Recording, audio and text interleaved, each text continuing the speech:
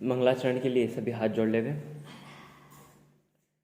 नमो अरिहंताणं नमो सिद्धाणं नमो आयरियाणं नमो उवज्जायाणं नमो लोये सव्वसाहुणं। मंगलं भगवान् वीरो मंगलं गौतमो गणी मंगलं कुन्दकुन्दार्यो जैनधर्मोऽस्तु मंगलम्। सर्वमङ्गलमाङ्गल्यं सर्वकल्याणकारकं प्रधानं सर्वधर्माणां जैनं जयतु शासनं जैनं जयतु शासनं। मंगलमय मंगलकरण वीतराग विज्ञान नमो ताहि जाते भये अरहंतादि महान। करि मंगल करियो महा ग्रंथ करण को काज जाते मिले समाज सब पावे निज पदराज पावे निज पदराज।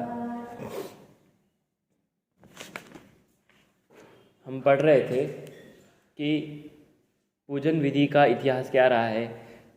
प्रारंभ किया था हमने पूजन विधि के उद्गम का इतिहास की पद्धति कहाँ से चालू हुई। कोई भी कह दे कि वैदिक संस्कृति से पूजन पद्धति आ गई, ये सारी बातें झूठी हैं। ऐसा कुछ है नहीं। पूजन का इतिहास हमारे यहाँ से प्रारंभ हुआ है और वो वैदिक संस्कृति में गया है। उसके बारे में हमने विशेष रूप से चर्चा देखी थी कि कैसे हमारी परंपरा थी वो वैदिक संस्कृति में चली गई और प्रथम पूजन किसकी हुई थी, इन सब की चर्चा हो गई थी। उसके बाद वैदिक संस्कृति से सचित्र द्रव्य चढ़ाने की पद्धति हमारे यहाँ चालू हो गई कि सचित्र द्रव्य चढ़ाने की हमारी कोई मूल परंपरा नहीं है। ये कहाँ से चालू हुई? वैदिक संस्कृति से। जब यज्ञ कार्यों का विरोध हुआ तब उन्होंने सचित्र द्रव्य चढ़ाने की पद्धति प्रारंभ की थी। वो हमने देख लिया था कि सचित्र द्रव्य चढ़ाने की परंपरा कहाँ से आई है? वैदिक संस्कृति से आई है। वो उसने प्रभाव कहाँ पर डाला? श्रमण संस्कृति पे। हमारी संस्कृति है श्रमण संस्कृति, उस पर प्रभाव डाला। तो पहली विकृति थी सचित्र द्रव्य चढ़ाने की। दूसरी थी जब श्वेतांबर मत उत्पन्न हुआ आचार्य भद्रबाहु के काल में, तब ऐसी पद्धति चालू हुई कि रक्षक देवी देवताओं की हम पूजन करेंगे। लेकिन ये परंपरा भी मूल जैन परंपरा नहीं है, मूल दिगंबर परंपरा नहीं है। ये श्वेतांबर मत द्वारा उत्पन्न की गई परंपरा है कि रक्षक देवी देवताओं की पूजन करना। वास्तविकता में ये भी तो अपने समान है। हम भी भगवान की पूजन करते, ये देवी देवता भी भगवान की पूजन करते। हम में इनमें अंतर क्या है? क्यों पूजे हम इनको? अब जैन दर्शन में क्यों पूजा जाता है किसी को? उसका क्या कारण है? हम कि एक व्यक्ति दूसरे व्यक्ति को क्यों पूजता है? उसका कारण है संयम की विशेषता। यदि किसी में संयम की विशेषता हो तो उसको पूजा जाता है। और देव गति में तो संयम होता ही नहीं है। मनुष्य गति में तो संयम होता है, देव गति में संयम भी नहीं होता। तो उन जीवों को हम क्यों पूजे? कोई तात्पर्य सिद्ध नहीं होता उनको पूजने से। तो इस प्रकार रक्षक देवी देवता को पूजने की परंपरा श्वेतांबर संप्रदाय से प्रारंभ हुई। उसके बाद विक्रम संवत 705 में शुक्लाचार्य के एक शिष्य थे कलश आचार्य, जो दिगंबर मत में आए थे श्वेतांबर मत को छोड़कर। तो उन्होंने वस्त्र आदि त्याग तो कर लिए, दिगंबर बन गए। कलश आचार्य जिनका नाम था वह संप्रदाय श्वेतांबर को छोड़ के आ तो गए, लेकिन उनके संस्कार पहले वाले ही थे। कैसे संस्कार थे कि भगवान को मुकुट पहनाना, हार पहनाना, कुंडल लगवाना, ऐसे सब संस्कार थे। उन्होंने वही परंपरा चालू की। उनके द्वारा मुख्यतः परंपरा प्रारंभ की गई रात्रि में पूजन की। रात्रि में पूजन की पद्धति विक्रम संवत 705 में कलश आचार्य द्वारा प्रारंभ की गई। और उन्होंने, ये मूल संघ के तो थे नहीं क्योंकि मूल संघ में ऐसी प्रवृत्ति होती नहीं, तो उन्होंने यापनीय संघ की स्थापना की थी। यापनीय संघ विक्रम संवत 705 में, जिसके कारण बहुत सारी विकृतियां अपने पूजन पद्धति में आई। इसमें मुख्य पद्धति थी विकृतियों में कि रात्रि में पूजन करने की परंपरा। तो ये परंपरा भी हमारी मूल परंपरा नहीं है, ये कलश आचार्य द्वारा प्रारंभ की गई। उसके बाद विक्रम संवत 753 में काष्ठा संघ आया। जिसमें सेन, देव, सिंह और नंदी संघ वाले आचार्य थे, जिनके माध्यम से ये वैसे तो मूल व्यवस्थित संघ था, इसमें आत्मज्ञानी पुरुष हुए थे, लेकिन बाद में इस संघ में बहुत सारी विकृति हुई और इसका मूल नाम काष्ठा संघ भी नहीं है। इसमें 4 संघ अलग अलग के आचार्य थे, सेन संघ, देव संघ, सिंह संघ और नंदी संघ, ऐसे आचार्य थे। बाद में काष्ठा संघ तो इसलिए नाम पड़ा कि इन्होंने काष्ठ की प्रतिमा विराजित करवाई थी, क्योंकि इन्होंने मूल उपदेश दिया था कि सभी श्रावकों को देव पूजा करनी चाहिए और दान देना चाहिए, ऐसा इन्होंने कहा था। कोई आचार्य थे, उनका नामोल्लेख तो नहीं किया, कि ऐसे आचार्य ने ऐसा उपदेश दे दिया। ऐसा उपदेश देने से लोगों ने फिर, अब प्रतिमा तो है नहीं, अब देव पूजा किसकी करें, उन्होंने कहा भाव पूजा भी नहीं चलेगी, अष्टद्रव्य से विधिवत उनको पूजा करनी पड़ेगी, प्रक्षाल करना पड़ेगा, ऐसी उन्होंने बात कही, और उसके बिना कोई श्रावक नहीं कहलाएगा। तो इस प्रकार जो पूजा नहीं करते थे, मात्र भाव पूजा करते थे, प्रतिमा तो थी नहीं, अब पाषाण की प्रतिमा का ऑर्डर दे दिया था, तो वहाँ पर लकड़ी की प्रतिमा विराजित गई, उनका अभिषेक किया, अभिषेक करने से वो फटने लगी तो फिर अब उनका सर्वौषधि से अभिषेक करना प्रारंभ किया, मतलब पंचामृत अभिषेक प्रारंभ किया, और वो विकृति चल पड़ी। ध्यान रखना, काष्ठा संघ ने कोई पंचामृत पद्धति चालू नहीं की थी, उनके पहले भी पंचामृत अभिषेक की परंपरा चली आ रही थी, लेकिन उस पंचामृत अभिषेक को बहुत ज़्यादा बढ़ावा देने वाले काष्ठा संघ वाले आचार्य थे, जिन्होंने बहुत बढ़ावा दिया। तो ऐसा मान लिया जाता है कि इनके द्वारा उत्पन्न किया गया है पंचामृत अभिषेक, पर इन्होंने नहीं किया। हम पढ़ चुके हैं द्राविड़ संघ में भी पंचामृत अभिषेक का था, ये तो बहुत ज़्यादा पुराना है, 4वीं-5वीं शताब्दी का है द्राविड़ संघ, और यापनीय संघ ये 7वीं शताब्दी का है। तो इसमें भी पंचामृत अभिषेक की प्रमुखता थी, लेकिन विशेष बढ़ावा दिया गया काष्ठा संघ के माध्यम से। और ये अभी आप देखो कि रक्षक देवी देवता, सबसे पहली पद्धति सचित्र द्रव्य, ये परंपरा मिट चुकी है, लगभग आज समाज में देखो तो मिट ही चुकी है। दूसरी पद्धति आई थी कौन सी, कि रक्षक देवी देवता को पूजने की, वो विधि भी मिट चुकी है। तीसरी आई अब ये विकृति, कौन सी विकृति आई, कि रात्रि में पूजन की, वो विकृति भी मिट चुकी है। लेकिन पंचामृत अभिषेक की पद्धति क्यों नहीं मिटी, उसके पीछे का प्रबल कारण यही है कि विद्वानों ने शोध खोज की और पता किया कि काष्ठा संघ से, हम तो काष्ठा संघ से उत्पत्ति मानते थे पंचामृत अभिषेक की, विद्वानों ने तो सिद्ध कर दिया कि काष्ठा संघ से भी पहले थी। तो कैसे थी, तो कल ही बता चुके हैं, काष्ठा संघ से पहले पद्म पुराण में, काष्ठा संघ की उत्पत्ति तो विक्रम संवत 753 में हुई है, उससे पहले 6वीं शताब्दी में पद्म पुराण ग्रंथ की रचना हो चुकी थी। पद्म पुराण ग्रंथ में पंचामृत अभिषेक का विधान है कि ऐसे ऐसे अभिषेक करना चाहिए। तो काष्ठा संघ से पहले भी पंचामृत होता था, तो ऐसा उन्होंने सिद्ध कर दिया और कहा कि ये तो मूल संघ का है। लेकिन पद्म पुराण में, हरिवंश पुराण में, महापुराण में यद्यपि पंचामृत अभिषेक का विधान है, लेकिन कैसे पंचामृत अभिषेक का विधान है यह भी हमें भलीभांति रूप से समझना पड़ेगा। वहाँ पर रविशेन आचार्य, जिनसेन आचार्य कहते हैं, 2 जिनसेन आचार्य, एक महापुराण के रचयिता और एक हरिवंश पुराण के रचयिता, तो ये तीनों आचार्य कहते हैं कि जब देवगण भगवान की कोई प्रतिमा का अभिषेक करते हैं तो वहाँ पर पंचामृत अभिषेक करते हैं। तो देवगण ऐसा नहीं था कि देवो जो सामग्री लाते थे वो सचित्त होती थी, ऐसा नहीं था, वो अचित्त सामग्री लाते थे, भले वो जल लाए, दूध लाए, जो लाए, लेकिन वो सामग्री कैसी होती थी, अचित्त ही होती थी। हम भी तो कहते हैं, और पंडित टोडरमल जी ने भी तो यही कहा है कि कोई भी सामग्री चढ़ाओ चलेगा, कोई परेशानी है, कपड़ा चढ़ाओ, कुछ भी चढ़ाओ, सोना चांदी कुछ भी चढ़ाओ, जिनवाणी को तो कपड़ा चढ़ाते ही है, कुछ भी चढ़ाओ, लेकिन वो 3 चीज़ों से सहित होनी चाहिए। कौन कौन सी, निर्जंतुक, पवित्र और प्रासुक, 3 चीज़ों से सहित होनी चाहिए। मतलब पहले तो उसमें कोई जीव की उत्पत्ति ना हो, हमारे अष्टद्रव्य चढ़ाते उसमें कोई जीव की उत्पत्ति नहीं होती है। फिर उसके बाद पवित्र होनी चाहिए, कि हम जब उसका उपयोग कर रहे हैं तो वो पवित्र होनी चाहिए, कि देखना चाहिए कि ये बराबर शुद्ध है कि नहीं, जगत में इसकी महिमा है कि नहीं, हाँ ठीक है। फिर प्रासुक, फिर इसको धोना चाहिए, जैसे पानी को गर्म करना चाहिए, हमारे चावल वगैरह उसको धो के फिर हमें प्रयोग में लेना चाहिए। तो इस प्रकार निर्जंतुक, प्रासुक और पवित्र होनी चाहिए। चाहे आप कोई भी वस्तु चढ़ाओ, उससे कोई मतलब नहीं है, लेकिन इन 3 चीज़ों से सहित होना चाहिए। इस प्रकार हमने देखा था। और ये जितनी भी बात है, नागौर मंदिर के भंडार की पट्टावली से सारी बातें ली गई है, और वहाँ पर यह बात भी लिखी है, उन आचार्य ने उपदेश दिया था कि जब पाषाण की प्रतिमा बन जाए तब जल से ही अभिषेक कर देना, कि ऐसा नहीं कि फिर पाषाण की प्रतिमा बन गई तब भी पंचामृत अभिषेक करे जा रहे हो, ऐसा नहीं है। जब पाषाण की प्रतिमा बन जाएगी तब जल से ही, शुद्ध जल से ही अभिषेक करना। इस प्रकार की हमारी चर्चा हुई थी। हाँ हाँ, काष्ठ की प्रतिमा इसलिए की कि एक नंदी करके गांव था, नंदी गांव, मैं उसका भी बताता हूँ। वो आचार्य का नाम भी दे रखा है, आप पढ़ोगे संयम प्रकाश ग्रंथ, उसका उत्तरार्ध, उसमें 6 शावक के जो हमारे 6 आवश्यक होते, देव पूजा, गुरु पास्ति, स्वाध्याय, संयम, तप और दान, इनकी बहुत अच्छे से चर्चा की गई है। उसमें देव पूजा का जब प्रकरण आया, ठीक है, उस देव पूजा के प्रकरण में वहाँ पर सूर्य सागर जी महाराज ने लिखा है कि ये जो परंपरा थी काष्ठा संघ की, वो कैसे हुई कि नंदी गांव करके एक गांव था, उनमें वहाँ पे आचार्य का भी नाम दिया है, नाम ध्यान नहीं आ रहा, तो उन्होंने क्या किया कि नंदी गांव में जाके प्रचार करने लगे।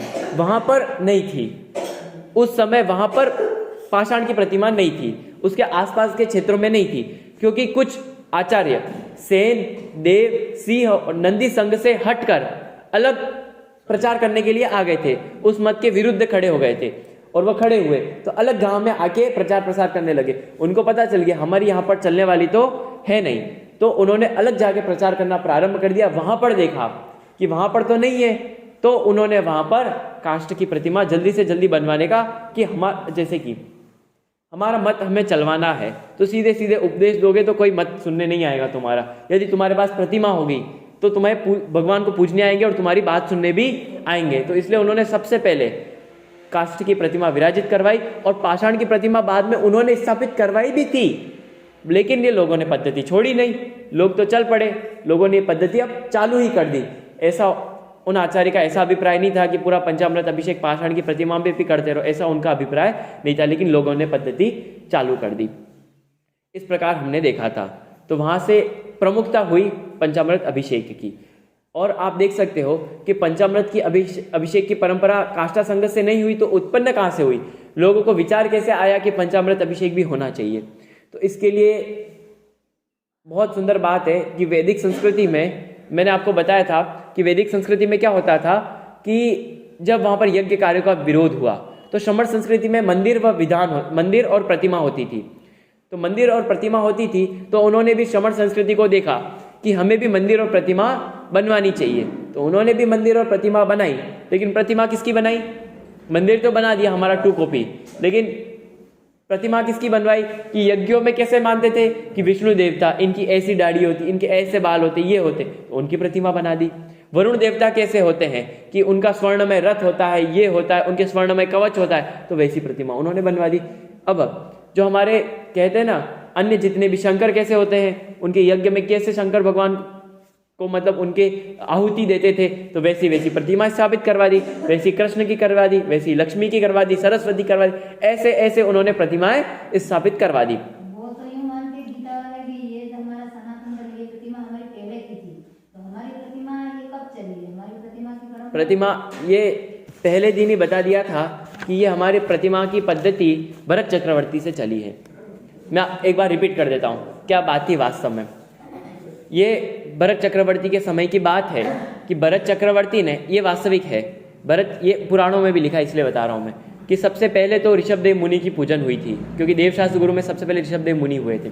तो वहाँ पर भरत चक्रवर्ती ने सबसे पहले कैलाश गिरी पर 72 जिनालयों की रचना करवाई थी, 72 जिनालयों की। वहाँ पे त्रिकाल चौबीसी की स्थापना करवाई थी। ये मैं अभी पक्का नहीं हूँ कि कौन सी प्रतिमाएं थी वहाँ पर, तो ऐसा भी देखूंगा पुराण तो पता चलेगा। हाँ महापुराण में, हाँ महापुराण के लास्ट में, ठीक है, अभी देखेंगे कि किसकी वो है। तो 72 जिनालयों की सबसे पहले स्थापना करवाई। तो प्रतिमा का विधान कहाँ से हुआ, हमारे यहाँ से हुआ।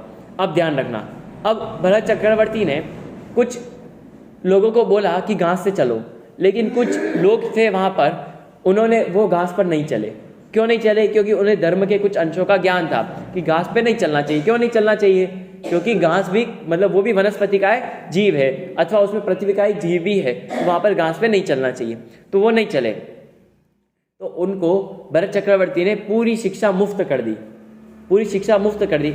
आप जैन धर्म के लिए अपना जीवन दो, आप बस धर्म पढ़ो और दूसरों को पढ़ाओ, आपको कोई परेशान होने की जरूरत नहीं है। और उनके लिए ऐसा भी था कि वो शादी ब्याह भी नहीं कर सकते थे। क्या, मात्र उनका पढ़ना और पढ़ाना, एक ही लक्ष्य रखा था, सिर्फ पढ़ना और पढ़ाना, और उनका नाम रखा ब्राह्मण। और ब्राह्मण शब्द का अर्थ होता है, दो अर्थ होते हैं। पहला तो अपने ब्रह्म स्वरूप में लीन रहे, मतलब अध्ययन अध्यापन में ही लीन रहे पहला, और दूसरा जो ब्रह्मचारी से रहे, ब्रह्मचारी पने से रहे, वो ब्रह्मचारी मतलब शादी ब्याह न करे। तो ऐसे ब्राह्मणों की स्थापना किसने की थी? भरत चक्रवर्ती ने उस समय, तो वहां पर स्थापना की।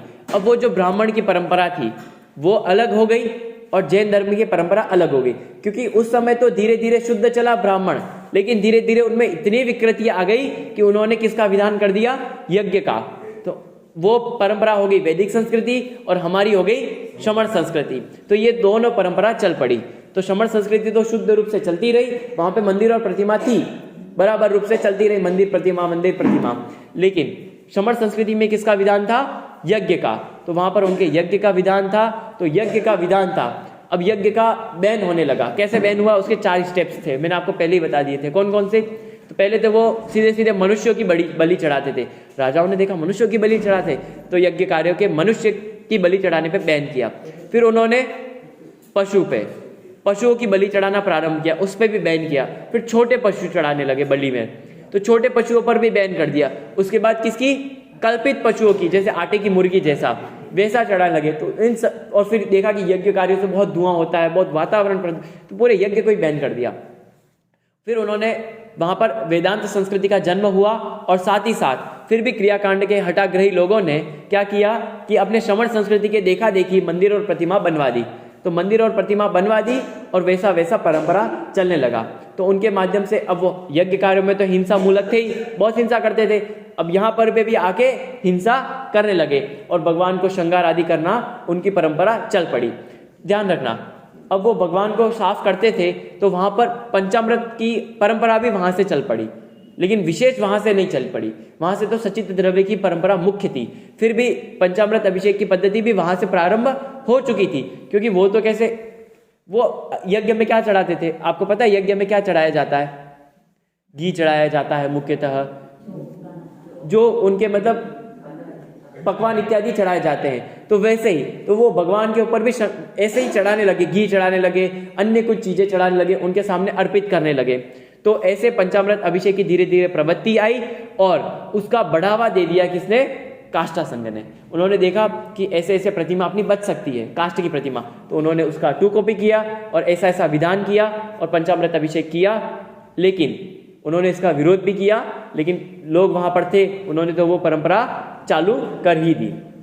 तो ऐसे पंचामृत अभिषेक की परंपरा की, यहाँ पर कोई मूल संघ की परंपरा नहीं है। पंचामृत अभिषेक आज भी इसलिए ही चालू है, मात्र यही कारण है कि सिद्ध कर दिया गया है कि काष्ठा संघ से पहले पंचामृत अभिषेक था। तो हम भी मानते हैं उससे पहले भी था, लेकिन कैसा था उसका स्वरूप समझना चाहिए। तो ये कोई मूल संघ की परंपरा नहीं है, इस प्रकार हमने देखा था। और आदिनाथ भगवान से श्रमण संस्कृति हाँ, मूल संघ वैसे अगर देखा जाए तो इसमें बहुत सारे विद्वान आचार्य हुए बहुत सारे। तो उन आचार्यों में मूल संघ नंदी संघ को बोला जाता है, जिसमें कुंद आचार्य हुए, माणिक्य नंदी हुए, उमा स्वामी आचार्य हुए, ये सभी मूल संघ के कहे जाते हैं। मूल संघ के अब बहुत सारे अलग अलग संघ थे। आपने सुना होगा कि मार्गनंदी आचार्यों ने बहुत सारी सभा बुलाई थी, बहुत सारे अलग अलग संघ के लोग थे। आपने सुनी थी ना, वहाँ पे जैन धर्म के प्रचार करने के लिए विधि परंपरा चालू की थी, तो उन्होंने बहुत सारा उपदेश दिया था वगैरह, जो भी बात है। तो अलग अलग संघ के लोग थे, ऐसा नहीं था कि सारे संघ दूषित थे, नहीं, कुछ संघ दूषित भी थे, जैसे नंदी संघ हो गया, सेन संघ हो गया, सिंह संघ हो गया, ये बहुत सारे अलग अलग संघ थे। लेकिन नंदी संघ को मुख्यतः मूल संघ कहा जाता है, क्योंकि कुंद आचार्य मूल संघ कहते कि नहीं कहते, और वो नंदी संघ के थे वास्तव में। उमा स्वामी भी, अमृतचंद्र आचार्य, ये सभी कहाँ के थे? मूल संघ के आचार्य हुए हैं। तो ऐसा अपन ने देखा। उसके बाद अपन ने देखा था कि भट्टारक मत आया था। कब आया ये? 13वीं-14वीं शताब्दी में, क्योंकि अलाउद्दीन खिलजी के आदेश से महासेन आचार्य द्वारा भट्टारक मत की उत्पत्ति की गई और वहां पर इतना प्रवृत्ति विकृतियां प्रारंभ हो गई, उन्होंने प्राचीन ग्रंथों के छंद बदल दिए, छंद बदल के उसका प्रचार करने लगे। ऐसा ग्रंथ है गो पूजन, योनि की पूजन इत्यादि अनेक विकृतियां कल हमने बताई थी। क्या क्या कर लिया उन्होंने?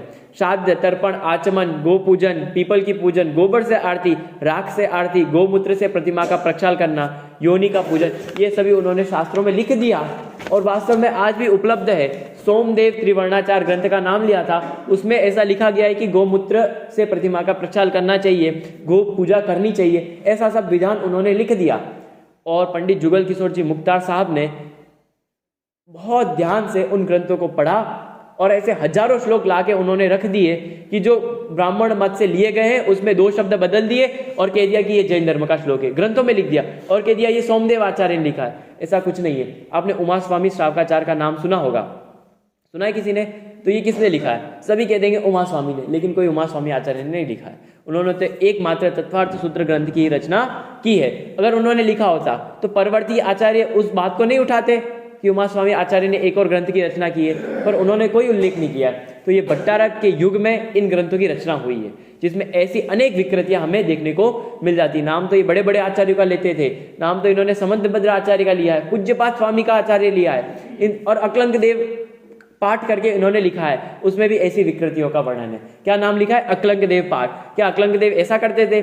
जीनसेन पाठ ऐसे करके, जीनसेन कोई उनका ग्रंथ है, जीनसेन करके भी एक कोई ग्रंथ है, उसमें भी ऐसी बहुत सारी पद्धतियां उन्होंने चालू कर दी। तो बहुत सारा उन्होंने ध्यानपूर्वक पढ़ा पंडित जुगल किशोर जी ने, और ग्रंथ परीक्षा करके ग्रंथ है। क्या है? ग्रंथ परीक्षा। ये हमारी परंपरा है, ये हमारी पंचामृत परंपरा है, सचित्या परंपरा, ये करके अपने करते ही अज्ञानता का दोष लगता है। हाँ, ज्ञान नहीं है हमारा, ये तो इन आचार्य ने कहा, इन आचार्य ने कहा, ये ज्ञान करके परीक्षा करके ही अपने को सब काम करना चाहिए। और देखो भाई, टोडरमल जी ने बहुत सुंदर, टोडरमल जी के संदर्भ में बात आती है कि भाई हमारी परंपरा चल रही है, हमें इसलिए नहीं छोड़ना चाहिए, हमारी परंपरा चल रही है इसलिए नहीं छोड़ना चाहिए। तो ध्यान रखो, हर आप एक एक चीज परीक्षा करके करो, क्या ये सही है या गलत है। सही है तो स्वीकार करो, गलत है तो छोड़ दो। परंपरा हो चाहे कुछ हो, लेकिन सही है तो स्वीकार करो, गलत है तो तुरंत छोड़ दो। और सही है गलत का हम कैसे प्रमाण करेंगे? तो आप ग्रंथों को तो पढ़ो, ग्रंथों में लिखा है क्या सही है क्या गलत है। भले गलत ग्रंथ हाथ में आ जाए तो उसकी भी परीक्षा करो, क्योंकि ऐसी विकृतियां आ गई है कि भट्टारक युग में ग्रंथों के नाम बदलकर क्या क्या छपा दिया गया है। तो हमारे सामने आप देखो कि बहुत सारी चीजें विकृतियां के रूप में उत्पन्न और ज्यादा हो गई भट्टारक के युग में। तो आज हम देखो कि हमें एक एक चीज परीक्षा करके ही प्रमाणित करना चाहिए। तो इस प्रकार भट्टारक का युग भी हमने देख लिया था, जिसमें बहुत सारी विकृत परंपराएं प्रारंभ हुई थी। उसके बाद अगला युग आया पूजन विधि के आधुनिक युग का इतिहास। अब आधुनिक युग क्या था?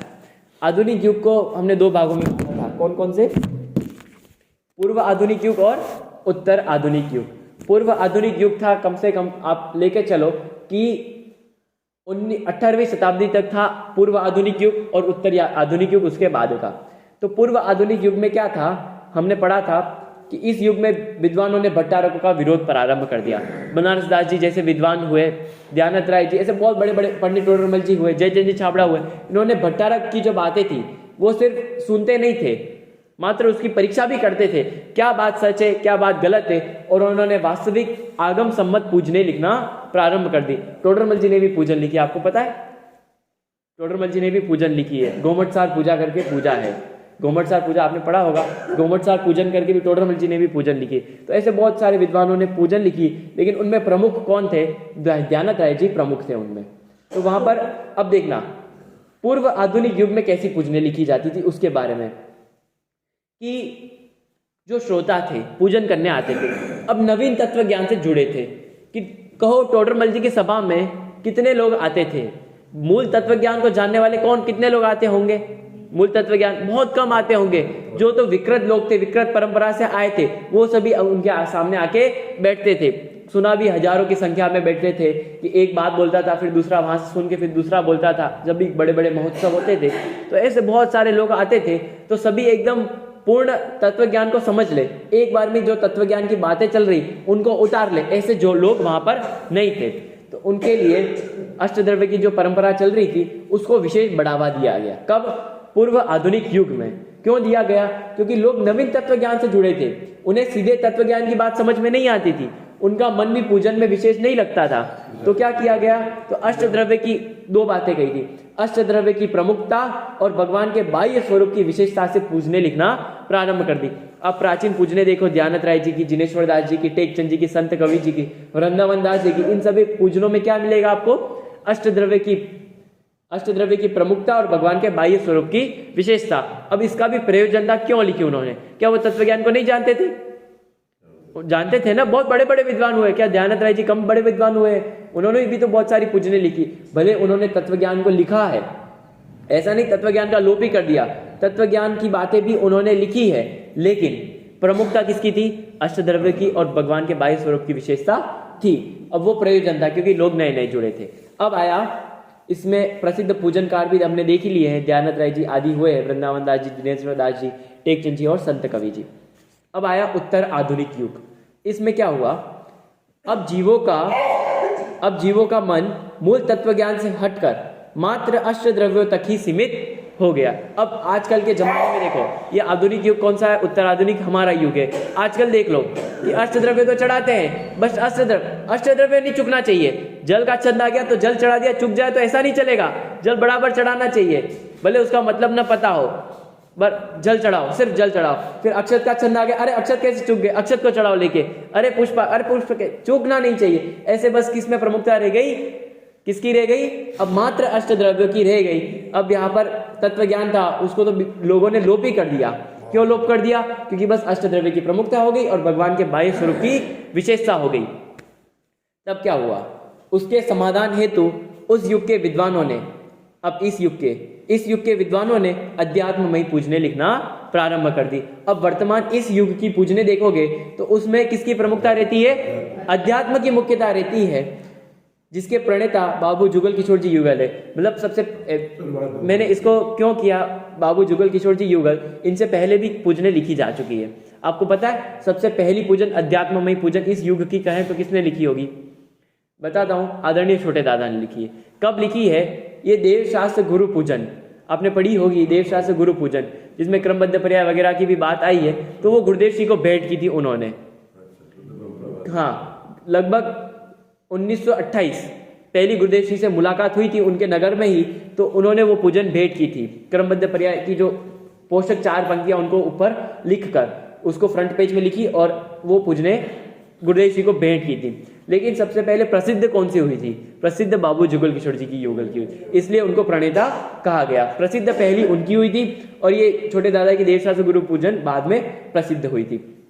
तो इसके प्रणेता थे बाबू जुगल किशोर जी युगल। इन्होंने पहली देवशास्त्र गुरु पूजन लिखी थी, जिसमें बहुत सुंदर अध्यात्म की चर्चा हमें देखने को मिल जाती है। इन्होंने इसकी भी एक कहानी आती है कि इन्होंने ट्रेन में बैठ के पूजन लिखी थी। ये गुरुदेव जी के पास गए थे, तो गुरुदेव जी ने बहुत सारी इनको बातें बताई, तो ये बहुत ज्यादा प्रभावित हो गए। ये इनमें कवित्व शैली कुट कुट कर भरी थी। इनके आप कवित्व शैली देखो, बहुत सुंदर। आजकल ये अपनी कविताएं लौकिक में नहीं बांटते थे, ऐसे लोगों को नहीं देते थे, लिखकर अपने पास ही रखते थे। लेकिन अब इनके देहांत होने के बाद इनकी बहुत सारी कविताएं हमारे सामने आ रही है, तो इनकी कवित्व शैली भी हमें देखने को मिलती है। तो अध्यात्म में पूजने लिखना प्रारंभ की बाबू जुगल किशोर जी युगल ने। बाद में इसी परंपरा में डॉक्टर हुकुमचंद जी बारिल साहब, राजमल जी पवैया और पंडित रविंद्र जी आत्मन की पूजने भी प्रसिद्ध हुई। अब इसमें भी देखो किनकी, छोटे दादा की भी पूजने प्रसिद्ध हुई। उन्होंने जो 4 पूजने लिखी, एक महावीर पूजन, देवशास्त्र गुरु पूजन, सिद्ध पूजन वगैरह, जो इन्होंने इनकी जो 4 पूजन है, सिमंदर पूजन, ये 4 पूजने भी बहुत ज्यादा प्रसिद्ध हो गई। क्यों प्रसिद्ध हो गई, क्योंकि इसमें भी मूल तत्व ज्ञान की बातें थी। ऐसा नहीं कि पूजन और अष्टद्रव्य की बात हो, ऐसा नहीं, होगी अष्टद्रव्य की बात, लेकिन उनका फोकस कहाँ था, फोकस किधर था, तत्व ज्ञान पर था, अध्यात्म में ही उनका फोकस था, इसलिए वो पूजने भी प्रसिद्ध हो गई। और उसके बाद आए राजमल जी पवैया। इनकी तो क्या पूजन कहो, किस क्षेत्र में इन्होंने पूजन नहीं लिखी। इन्होंने तो इतने विधान लिखे हैं और इतनी पूजने लिखी जिसकी गिनती भी नहीं होगी। तो इन्होंने बहुत सारी पूजने लिखी, बहुत सारे विधान लिखे, उन सभी में इनका भी फोकस कहाँ पर था, तत्व ज्ञान पर और अध्यात्म पर ही इनका फोकस रहा है। पंडित रविंद्र जी आत्मन, इनकी तो क्या बात करें, इनका जीवन अध्यात्ममयी है और इनकी पूजने भी अध्यात्ममयी है। तो इनकी पूजने भी बहुत सारी, इन्होंने तो 24 तीर्थंकर पे सारी पूजने लिखी, मतलब प्रत्येक तीर्थंकर की एक एक करके पूजन लिखी है और सारी की सारी पूजने मूलतः अध्यात्ममयी है। ध्यानत राय जी की आप पूजन देखो, किसकी बात कर रहा हूँ, नंदीश्वर पूजन की। और रविंद्र जी आत्मन ने भी नंदीश्वर देव की पूजन लिखी है। दोनों पूजन को कंपेयर करो, आप समानता देखना उन दोनों पूजन में और अलग अलग देखना। दोनों ने अष्टद्रव्य भी के बारे में भी लिखा है, नंदीश्वर द्वीप का भी वर्णन किया है दोनों विद्वानों ने, लेकिन और अध्यात्म भी दोनों विद्वानों ने भरा, ऐसा नहीं है न भरा हो। लेकिन ध्यानत राय जी की पूजन में फोकस कहाँ था? भगवान के बाह्य स्वरूप पर और अष्टद्रव्य की प्रमुखता पर। और वहीं पर इस युग के विद्वान हुए पंडित रविंद्र जी आत्मन, उनका फोकस कहाँ था? अध्यात्म पर। आप वहां पर देख लेना, स्पष्ट रूप से आपको देखने में आ जाता है। तो अध्यात्म में पूजने क्यों लिखना प्रारंभ हुई, उसका क्या कारण था? कि लोगों का मन मात्र अष्टद्रव्य तक सीमित रह गया, तो उसको हटाने के लिए कि बताया कि भाई वो विद्वानों ने कुछ प्रयोजनवश ऐसी पूजने लिखी थी, तो यहाँ पर तुम पूजने पढ़ रहे हो तो उसका वास्तविक स्वरूप हम भी समझे। इस युग के प्रसिद्ध पूजनकार हुए हैं बाबू जुगल किशोर जी युगल, छोटे दादा राजमल जी पवैया, रविंद्र जी आत्मन, ब्रह्मचारी सरदार मल जी। ब्रह्मचारी सरदार मल जी की पूजन भी बहुत ज्यादा प्रसिद्ध हुई। कौन सी पता है? समुच्चय पूजन। समुच्चय पूजन ये बहुत ज्यादा प्रसिद्ध हुई, तो ये भी आज हमें देखने को मिल जाता। आज इस जमाने में तो बहुत सारे विद्वानों ने पूजन लिखना चालू कर दी। अभय कुमार जी ने लिखना चालू कर दी, राजकुमार जी शास्त्री साहब ने पूजन लिखना चालू कर दी। ऐसे बहुत सारी इस युग में पूजने प्रसिद्ध हो गई। लेकिन सारी की सारी पूजन टटोल के देख लेना, उसमें आपको क्या मिलेगा? अध्यात्म और तत्व ज्ञान। उसका कारण है कि लोगों को देखकर, अब कुछ भी लिखा जाता है तो किसको देखकर लिखा जाता है? लोगों को लक्ष्य में रखकर लिखा जाता है कि लोगों की प्रवृत्ति कैसी है। आप आचार्य अकलंक देव के तत्वार्थ राजवार्तिक ग्रंथ को पढ़ोगे तो उन्होंने प्रारंभ भी ऐसे किया। कुछ लोग ऐसा मानते हैं, कुछ लोग में बौद्ध मत थे, सीधा खंडन ही, पहली बात ही अपनी यहाँ से चालू की, कुछ लोग ऐसा कहते हैं, और फिर बौद्ध मत की खंडन करना प्रारंभ कर दिया। क्यों? क्योंकि उस समय हम पता लगा सके कि बौद्ध मत का बहुत बड़ा बोलबाला था। टोडरमल जी ने यहाँ पर प्रारंभ की है कि जो कपड़े पहने और गुरु नाम कहावे, सीधी उन्होंने भट्टारक मत पे विरोध करना प्रारंभ कर दिया। बात ही वहां से प्रारंभ करते हैं। क्यों प्रारंभ करते हैं? कि अपने आसपास देखते हैं क्या चल रहा है और उसका विरोध करना। तो ऐसे ही कि अष्टद्रव्य थे, उनकी प्रमुखता थी, वहां से ध्यान हटाकर अपने विद्वानों ने ऐसी पूजने लिखना प्रारंभ कर दी। अब अष्टद्रव्य का क्या औचित्य है? हम अष्टद्रव्य चढ़ाते हैं ना, उसका वास्तविक अर्थ क्या है, किस प्रकार से इनकी प्रमुखता रहती है, उसको देखते हैं। इस प्रकार हमारा पूरा पूजन का इतिहास पूरा समाप्त हो चुका है। शुरू से लेकर लास्ट तक हमने 3 दिन में देख लिया पूरा। लेकिन अब कुछ विशेष बातें हैं कि इस प्रकार इन दोनों युगों में देखे तो अष्टद्रव्य का औचित्य इस प्रकार है। अष्टद्रव्य का औचित्य देखना, मैं कुछ बात बताऊंगा। अष्टद्रव्य का औचित्य आपको छंद बताना होगा, क्या क्या छंद हो सकते हैं, क्योंकि आप तो पूजने करते ही हो दिन भर, मतलब यहाँ पर आप तो रोज पूजने करते हो, आपको तो पता होगा। सबसे पहला अष्टद्रव्य का औचित्य में चढ़ाए जाने वाले द्रव्य की विशेषताओं का निरूपण करना, कि जो हम द्रव्य चढ़ा रहे हैं उसकी विशेषता करना। तो कौन कौन, मतलब कोई छंद आपको याद है इस संबंध में? नहीं, छंद कि मतलब चढ़ाए जाने वाले द्रव्य की विशेषताओं का निरूपण होना, कि मतलब जो द्रव्य चढ़ा रहे वो ऐसा पवित्र है, ऐसा है, ये आपको पूछने मिलेगी। नहीं, ये नहीं। जो द्रव्य चढ़ा रहे उसकी स्पेशलिटी बताना। नहीं, अब मैं बताता हूँ। कंचनमय शुचि, कंचनमय मणिभृंगार प्रास, ये उसमें क्या कहा? उसमें जल की विशेषता बताई कि जल ऐसा है। ये आगे आएगा, ये दूसरे में आएगा, मैं उसकी भी बात बताता हूँ। हाँ, मैं बताता हूँ, वो दूसरे नंबर के में आएगा, वो आगे आएगा। उसकी विशेषता क्या है वो भी बताऊंगा। ये पहला हुआ। और भी आप देखना कि कंचनमय शुचि नीर, ऐसे करके भी है। हाँ, अब वो छंद याद आ गया। क्षीरोदधि सम शुचि नीर कंचन भृंग बरो, ये वर्तमान पूजन है जो कि वृंदावन दास जी ने लिखी है। इसमें भी ऐसा छंद हमें देखने को मिल जाता है। तो यहाँ पर किसकी विशेषता की? अष्टद्रव्य की, कि ये अष्टद्रव्य की ऐसी विशेषता है, वो है, इस अष्टद्रव्य में ऐसी विशेषता आपको देखने को मिल जाएगी। अब दूसरा, आपकी बात दूसरी, द्रव्यों के माध्यम से पूज्य परमात्मा के गुणानुवाद करने वाली, कि अब वो जो हमने चढ़ा रहे अष्टद्रव्य उससे पूज्य परमात्मा को कंपेयर करना कि ऐसे आप हो। उसमें ये आएगा कौन सा? मुनि मन सम उज्ज्वलनी, ये जो जल चढ़ा रहा हो वो मुनि के समान उज्ज्वल है, अक्षत समान आपका अक्षत पद है। ऐसे विशेषता आपको देखने को मिल जाती है। किसमें? कि द्रव्यों के माध्यम से पूज्य परमात्मा का गुणानुवाद करना। अब तीसरी, लौकिक जीवन उपयोगी एवं सम्मान सूचक बहुमूल्य पदार्थों की आध्यात्मिक जीवन के समृद्धि में निरर्थकता बतलाकर उन्हें त्यागने की भावना व्यक्त करने वाली। बहुमूल्य जगत का वैभव क्या हमको सुखी बना सकता है, ये कि वे द्रव्य की तो तारीफ नहीं की इन्होंने, बस कह दिया कि ये हमारे जीवन में कोई महत्वपूर्ण है ही नहीं। यह पुष्प सुकोमल कितना है, ये धूप अनल में खेने से कर्मों को कैसे जला पाएगी हमारे कर्मों को। तो इस प्रकार आप देख लेना, इस प्रकार 3 प्रकार से पूछने मिलेगी। हाँ, द्वेष को नचाएगी। तो इस प्रकार यहाँ पर 3 चीजें हमें देखने को मिल जाती। कौन कौन सी? सबसे पहले कि चढ़ाए जाने वाले द्रव्य की विशेषताओं का निरूपण करना। दूसरी, द्रव्यों के माध्यम से पूज्य परमात्मा का गुणानुवाद करना। तीसरी, अब लौकिक जीवन में भले उपयोगी हो जल चंदन अक्षत, लेकिन आध्यात्मिक समृद्धि में, आध्यात्मिक जीवन की समृद्धि में इनकी निरर्थकता है, ऐसा निरूपण करना। इस प्रकार अष्टद्रव्यों का औचित्य इतना ही है। इतना औचित्य नहीं है कि इनको चढ़ाने देने से हमारा ये हो जाएगा वो हो जाएगा, ऐसा कोई औचित्य नहीं है। ये 3 औचित्य ही आपको पूजनों में देखने को मिलेगा, इसके अलावा कोई पूजनों में इसका औचित्य हमें सिद्ध नहीं होता है। इस प्रकार हमने पूजन इतिहास का पूरा इतिहास हमने देखा है। तो हमने देखा कि क्या क्या विकृतियां हुई है। ये तो नहीं, वैदिक संस्कृति, वैदिक संस्कृति ये हमको कैसे पता चलेगा ये विकृति वाली परंपरा है, ये शुद्ध परंपरा है, ये हमें कैसे पता? परीक्षा करके। कल बात बताई थी, मैं आपको बात बताऊं। उसमें चल पड़ा है कि ये परंपरा सत्य है। अभी जो वचन करते हैं तो ये चलाते हैं, प्रमाण देते, प्रमाण बताते हैं। ये सब बोले तो आचार्य ने लिखा है, आचार्य ने लिखा है, ये तो ये आगे से ग्रंथ ऐसे कौन से होंगे जो उनमें मूल परंपरा हमारी ये है, ऐसे कौन से मूल ग्रंथ होने चाहिए? देखो, अब ये बात तो पंडित टोडरमल जी से पूछनी पड़ेगी। वो इसका समाधान देते हैं कि देखो, इन संबंधी में हमें बात ध्यान रखनी चाहिए कि पहले तो मूल तत्वों का कहीं लोप नहीं होना चाहिए।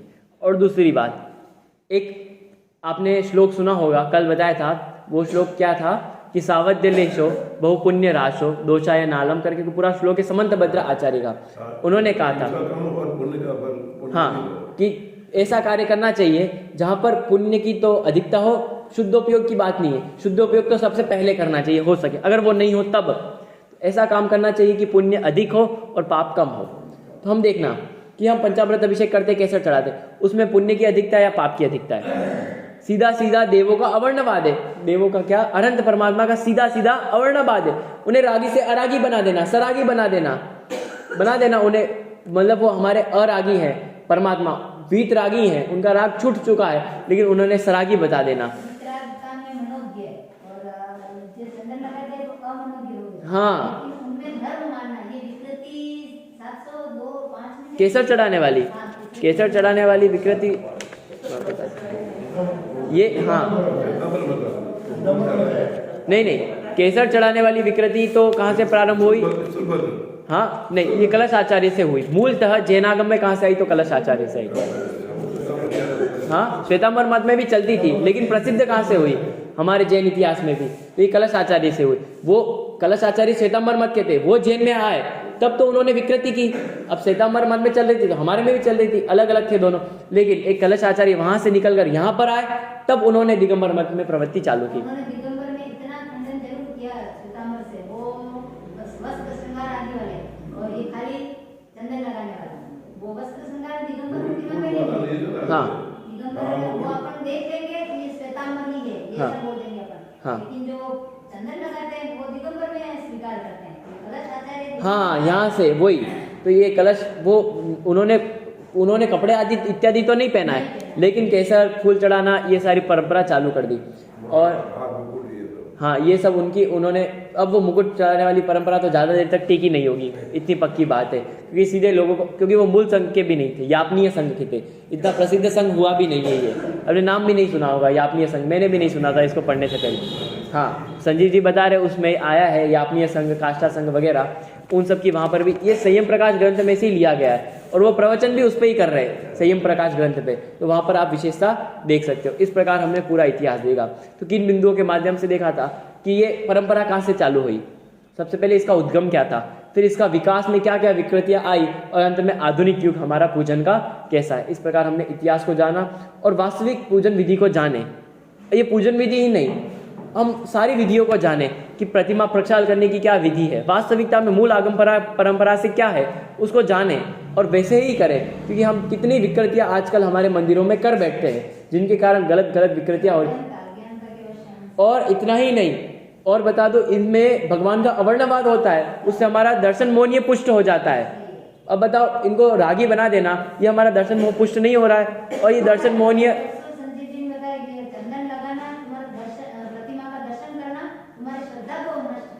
हाँ, तो ध्यान रखो यहाँ पर। हाँ, तो यहाँ पर ये श्रद्धा का दोष तो अपराध होता है, दोष नहीं होता, ये तो अपराध ही है सीधा। भाई इतना बड़ा तुमने अपराध किया है, तो इस प्रकार बहुत सावधानी से चलना। और यहाँ पर ये सारी बातें किसी का विरोध करने के लिए थी भी नहीं, किसी का विरोध नहीं, लेकिन हमारी श्रद्धा कैसी होनी चाहिए, निर्मल होनी चाहिए। अब मैंने जैसे भट्टारक युग की बात की थी, कल बात की थी भट्टारक युग की, कल ही हमारी चर्चा हुई थी, तो वहाँ पर भट्टारक युग किससे प्रारंभ किया, कैसे प्रारंभ किया, सब चर्चा हुई। लेकिन ऐसा नहीं कि भट्टारक युग बहुत ज़्यादा मलिन ही था। भट्टारक युग ने पता है क्या किया, बहुत अच्छी बात, हमारे जैन ग्रंथों को बचाया। नहीं तो शंकराचार्य के ज़माने में सारे जैन ग्रंथ जल रहे थे। अब मैं छोटा सा एक और इतिहास बताऊं कि और एक और पंथ उत्पन्न हुआ, तारण पंथ वगैरह, उसका इतिहास क्या था। एक छोटी सी बात बताऊंगा, अभी समय है इसलिए बता रहा हूँ, वो मैंने यहाँ पर लिखा नहीं है, लेकिन जब पढ़ा था तब मुझे मालूम पड़ा। देखो, 3 मत की एक साथ स्थापना हुई थी, तारण पंथ और श्वेतांबर में, जहाँ से पूज्य गुरुदेव जी थे, स्थानकवासी, और एक